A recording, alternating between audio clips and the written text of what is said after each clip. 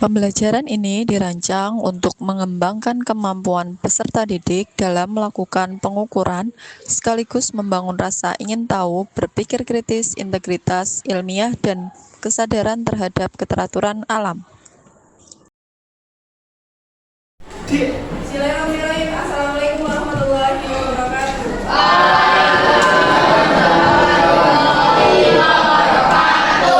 Hari ini kita akan belajar tentang pengukuran.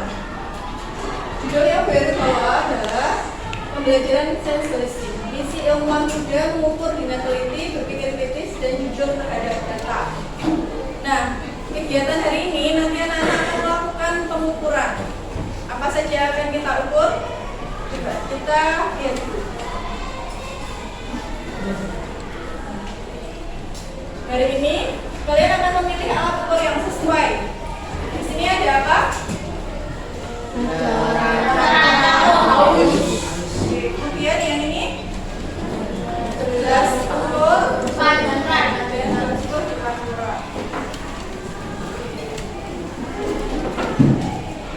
Kemudian kita akan mengukur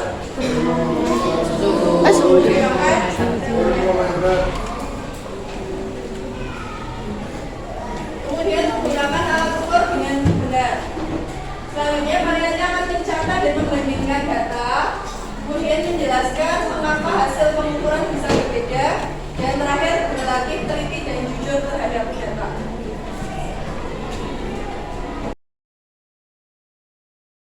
Nah, big question sekarang, pertanyaan besar. Bagaimana manusia bisa mengetahui sesuatu secara lebih pasti? Coba, kalau Bu Heru tanya sama kalian,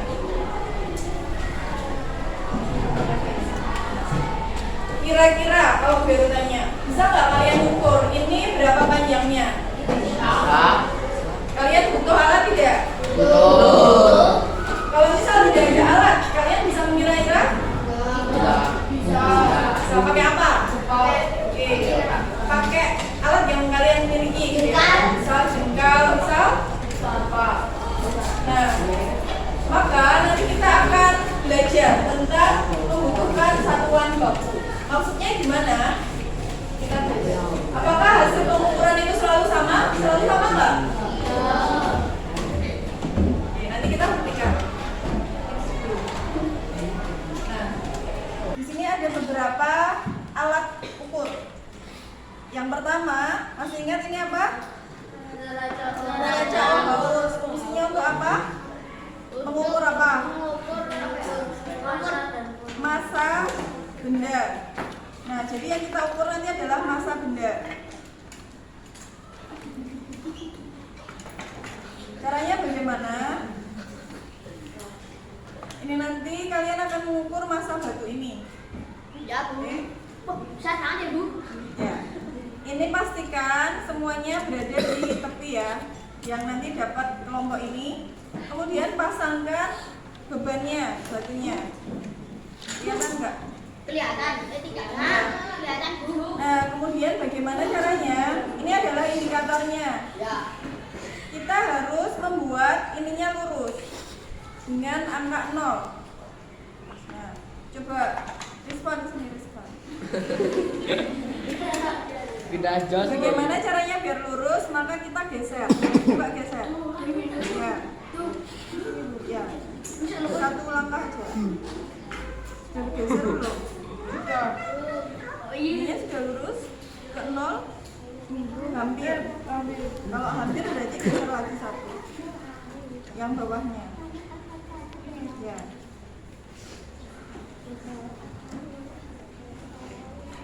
Nah, nanti silahkan kalian geser di angka pas berapa. Angka 0-nya lurus, gitu ya. Paham? Ini cara mengukur massa benda. Kemudian kita akan mengukur apa ini? Namanya gelas ukur berpancuran. Ini ada pancurannya ya. Caranya bagaimana? Kita mengukur volume batu ini. Kalau misal baru celupkan, apa yang akan terjadi? Airnya naik, tumpah. Nah, tumpahan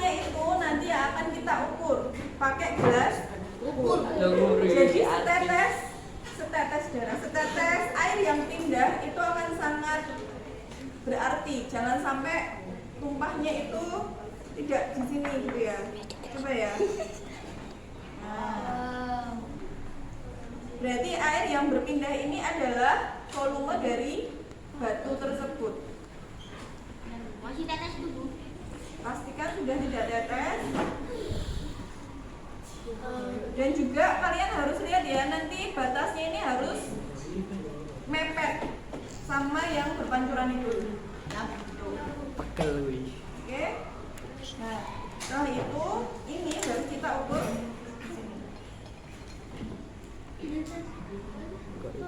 berapa mili. Cara mengukurnya bagaimana? Posisi mengukurnya itu harus lurus ya, pandangannya lurus. Kita lihat di skala berapa. Coba Dava sini dah.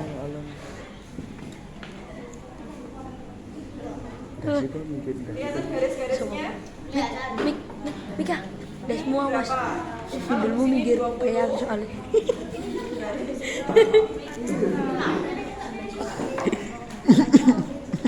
Kecuali. Ini satu ini bu. 1 mililiter. 1 mililiter. Biar nanti kita dapat perbandingan yang lebih besar, coba kita cari batu nanti yang agak lebih Besar. Ini cara yang kedua. Tadi mengukur apa? Volume. Kemudian Kan sekarang kita pakai yang ini. Apa ini namanya? Termometer. Baru sediakan ada 2 macam air. Caranya pegang talinya ya, pegang talinya. Kemudian jangan sampai menyentuh dasar ataupun pinggir-pinggir gelas. Jadi mengambang. Coba lihat, apakah ada pergerakan dari yang merah? ada. Kalian tunggu sampai dia Sedikit demi tidak sedikit bergerak naik lagi. lama-lama menjadi kita.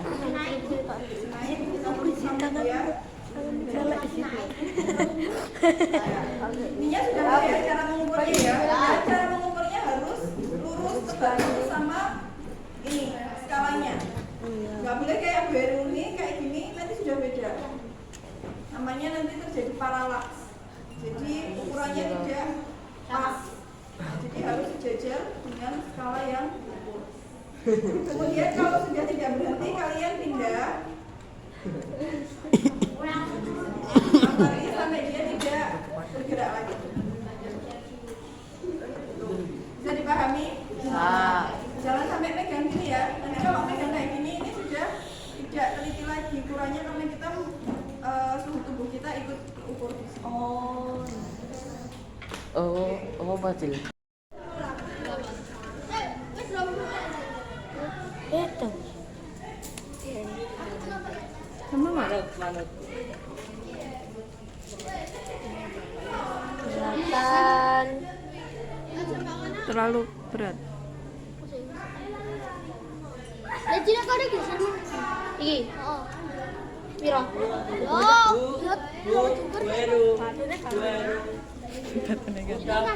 Ya, kalau udah Mana geser. nang apa tuh? Oke, gimana? 200 Bu. 200? Ya sudah, berarti 200. Iya. Ini posisinya sudah.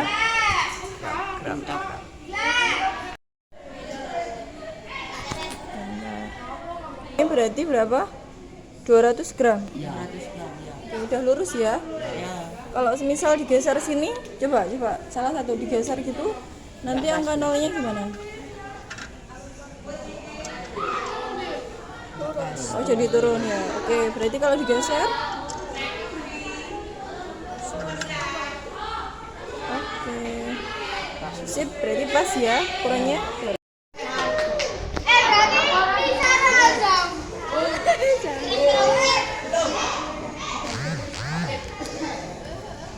Dan sudah nggak netes lagi. Dah, terus coba diukur ke gelas ukur.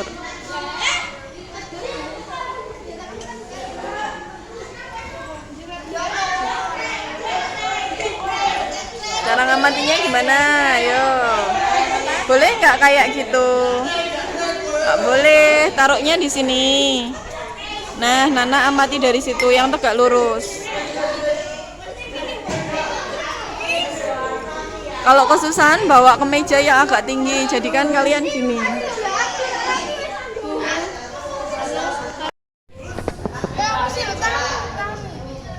Santai. Kok tulis oh? Baca dulu terus nulis. Ini ngerjain nomor berapa, Bu? Yang suhu, mengukur suhu. Lo udah direnek ke Desta. Nah, gitu.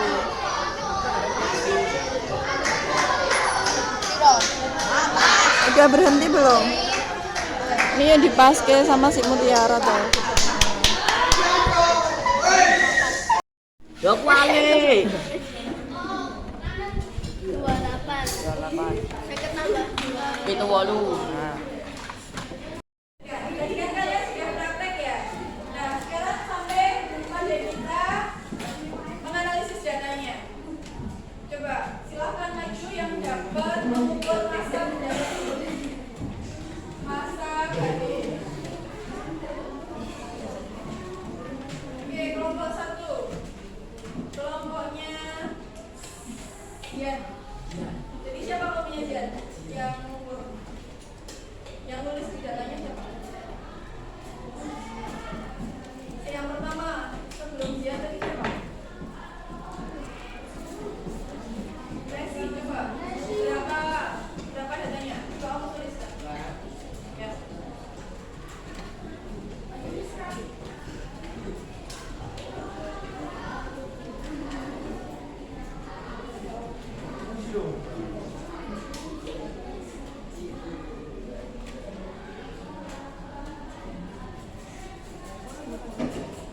Kemudian yang Fadil. Coba tuliskan berapa massa benda.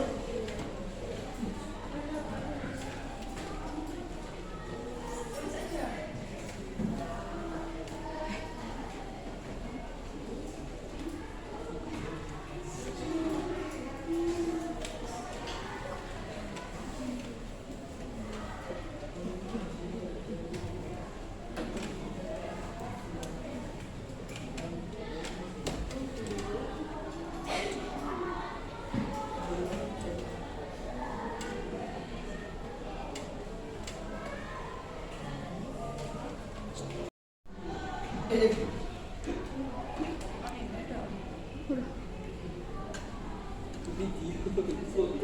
Baik, anak-anak coba perhatikan di sini ya. Ternyata setelah diukur dengan alat ukur yang sama, anak-anak kelihatan Kelihatan. yang punyanya Resi tadi, dia mengukur berapa? 200 gram. Sedangkan punyanya Fadil, kelompoknya Fadil mengukur 202,71 gram. Apakah sama? Beda. Ternyata beda. Kenapa berbeda? Padahal alat ukurnya sama, yang diukur pakai batu yang sama. Kira-kira apa? Caranya, cara mengamatinya, cara mengukurnya, cara apanya? Cara memakainya. Coba, ternyata apakah salah satu kelompoknya salah? Nah, kemungkinan penyebabnya ini ada beberapa sebab. Bisa jadi posisi mengamati, karena tadi kan posisinya ini ditaruh di bawah ya? Ya kan? Dan posisinya kita tidak sejajar garis lurus dengan skalanya. Kadang kita ngamatinya agak kayak gini posisinya, atau kayak gini. Nah, sebaiknya diletakkan dalam posisi seperti ini agar sejajar sama yang mengamat.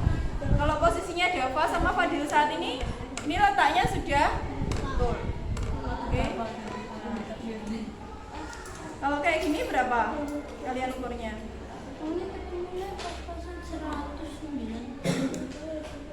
190 jadinya. Ini sudah pas. 190. Ini nggak mentok ya tapi ya, 190. Penemuan ketiga, jadi 190. Oke. Jadi bisa kita pastikan bahwasanya pengukuran itu punya potensi untuk salah nggak? Punya. Tapi harus kita minimkan faktor-faktor yang menyebabkan pengukuran jadi salah. Apa saja penyebabnya? Bisa jadi posisi matanya, titik awalnya mungkin tadi tidak diletakkan di paling belakang semua. Kemudian cara menggunakan alat, ketelitian, dan cara membaca skala. Oke, anak-anak, ketika kita belajar IPA, itu tidak hanya kita belajar sekedar teori saja, Mas Panji. Kita belajar IPA itu juga belajar tentang etika. Maksudnya gimana? Misal, hasil kelompokmu ternyata beda dengan kelompok yang lain. Terus temannya ada yang bilang, diubah aja, disamakan kayak kelompok lain. Menurut kalian, bagaimana kalau kayak gitu? Betul atau salah? Jadi apa yang kalian lakukan sebaiknya tetap mempertahankan hasil kalian walaupun berbeda dengan kelompok. Nah, bolehkah data diubah? Boleh nggak? Boleh. Tidak boleh kecuali kita melakukan penelitian ulang dan kita rasa memang kemudian, mengapa ilmuwan harus jujur? Karena dosa. Karena kalau tidak jujur, berarti data yang akan kita ambil tadi itu juga punya resiko. Kalau kalian bekerja di kesehatan, kalian tidak jujur, harusnya tekanan darahnya sekian. Kalian ubah. Bahaya nggak kira-kira? Makanya kita harus jujur. Apa akibatnya kalau data ilmiah tidak jujur? Itu tadi ya, mempengaruhi kebenaran data. Lanjut. Nah, coba Vero tadi sempat tanya, penting nggak sih materi pengukuran? Buat apa? Nggak tahu. Coba, kalau kita praktek sehari-hari, misal mengukur apa? Biasanya misal bangun rumah, butuh ukuran nggak? Butuh ukur lebar rumahnya, pintunya, butuh penggaris nggak? Berarti ternyata butuh pengukuran.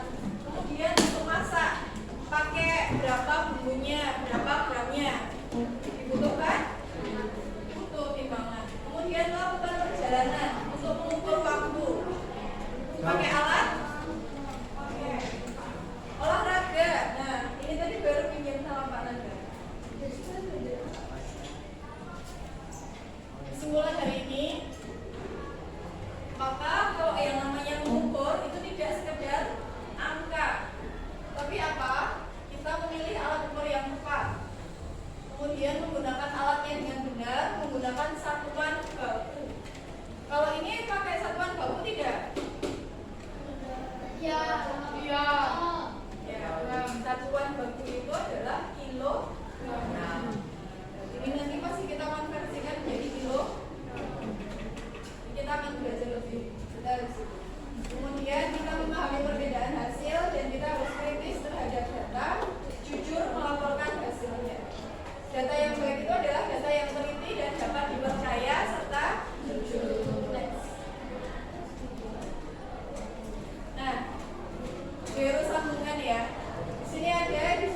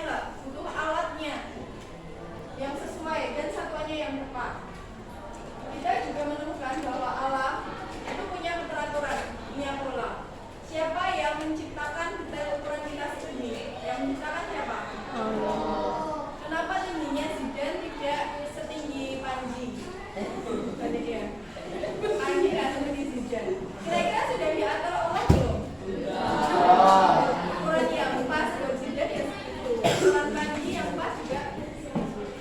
Nah, maka manusia butuh alat yang teliti untuk mengukur sesuatu.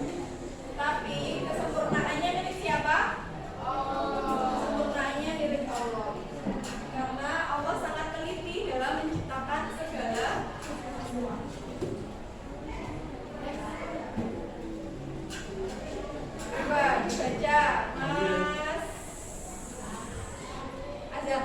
Baca, Azam. Kita membutuhkan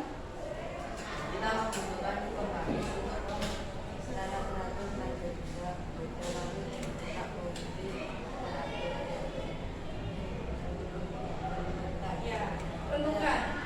Apa yang kamu rasakan ketika menyadari bahwa manusia itu hanya mampu mengukur sebagian kecil dari keteraturan kita? Kira-kira gimana? Kita kagum nggak sama sang pencipta kita? Harapannya gue itu seperti itu. Ketika kalian belajar IPA, kalian itu kagumnya sama sang penciptanya. Kalian bisa mengukur, tapi ada yang ukurnya lebih teliti, lebih detail dalam menciptakan sesuatu, yaitu Allah. Next.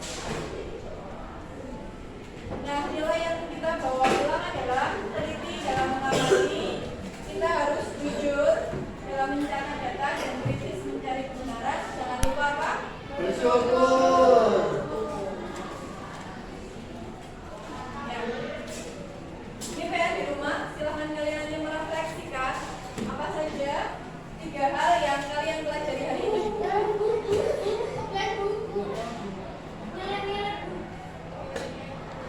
Apa yang kalian pelajari hari ini? IPA-nya tentang apa? Ukuran. Size. Apa?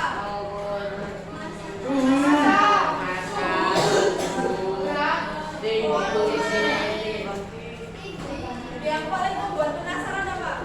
Ukuran. Yang ukur apa? Yang ukur apa? Kenapa kok bisa naik gitu ya? Ya. Aneh. Kenapa masanya juga beda? Satu sikap ilmiah yang kalian akan praktekkan. Kalian pengen sikap apa? Teliti, jujur, atau bertanggung jawab? Jujur, teliti. Semuanya. Semuanya bisa.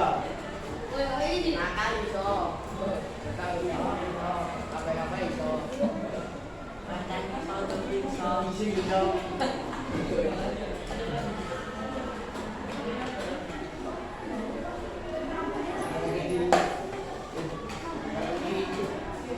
Baik, isi kita selesai hari ini. Besok kita akan belajar lebih lanjut tentang pengukuran dan satuan baku. Terima kasih. Baru akhiri. Assalamualaikum warahmatullahi wabarakatuh.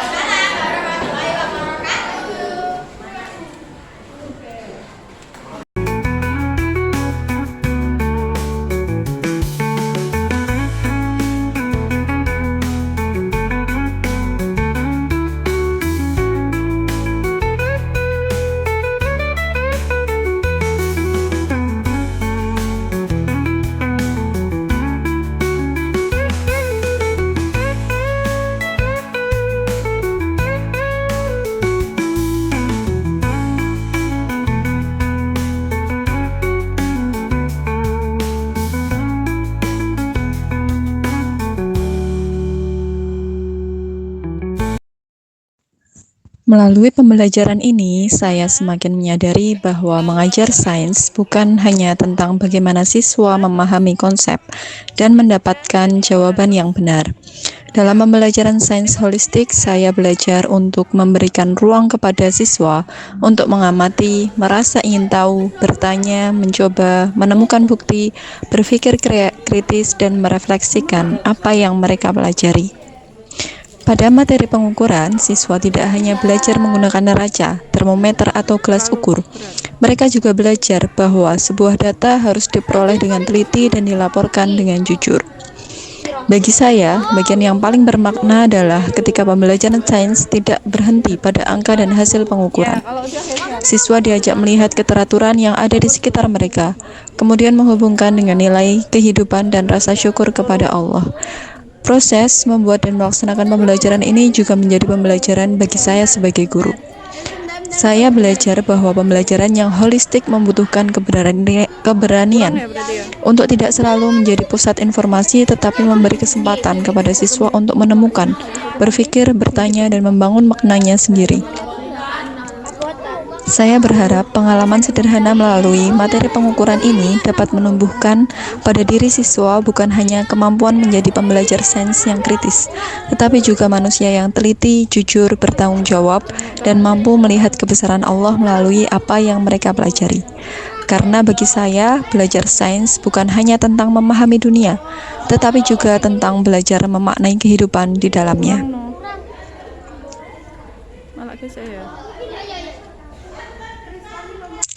Mengukur untuk memahami dunia, memahami sains, memaknai kehidupan. Pembelajaran sains holistik IPA kelas 7. Terima kasih.